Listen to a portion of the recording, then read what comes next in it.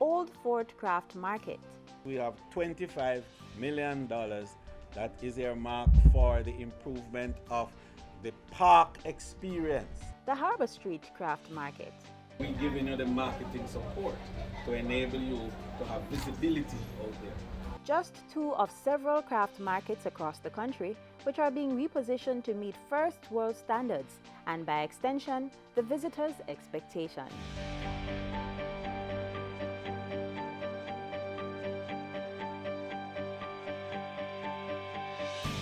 Fresh designs, marketing strategies and offerings, the basis on which the newly repurposed craft markets are being implemented.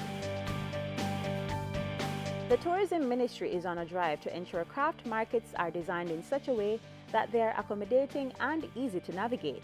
Visiting these locations will then be an experience with vending being only one aspect. They will present cultural entertainment for consumption. This may consist of a gallery, a restaurant, and a performing arts show, all interwoven with the core offering of the sale of craft products. The confluence of Jamaicanism that flows through that experience that the visitor knows is really authentic and also opinionated. That's the kind of presentation that we have to make. The Old Craft Market is being upgraded at a cost of approximately $33 million. The work being carried out by the Tourism Product Development Company includes the restoration of the Heritage Park that holds cannons and storyboards. This is unique. This is different from the rest of craft markets or craft experiences across Jamaica, because this is one of the few that has the potential for this complete experience. Heritage and history, food and entertainment. To augment the refurbishing of current craft markets is the introduction of artisan villages.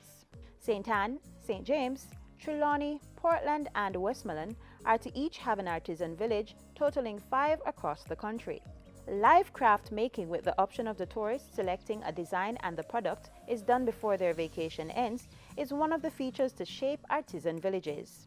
So the visitor, when he comes into the artisan village, he can begin with the artisan sitting there crafting away. Then he moves on from there and he goes to where it is displayed for sale. Unique products made in Jamaica. With regards to marketing, the tourism slogan is being flipped. It is quickly becoming no more once you go you know, but you know before you go. The proliferation of the internet is changing how visitors shop. Studies have shown visitors will make their purchases before arriving at a destination, paying for not only their rooms but also souvenir items. To this end, craft vendors' products will be marketed online.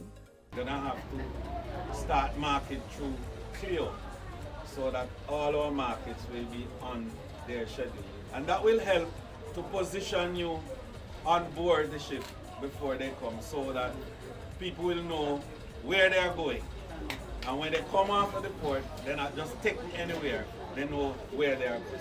Authentic Jamaican-made products. That's what the visitors desire when they shop. As such, the Tourism Ministry is seeking to reduce the volume of imported craft items.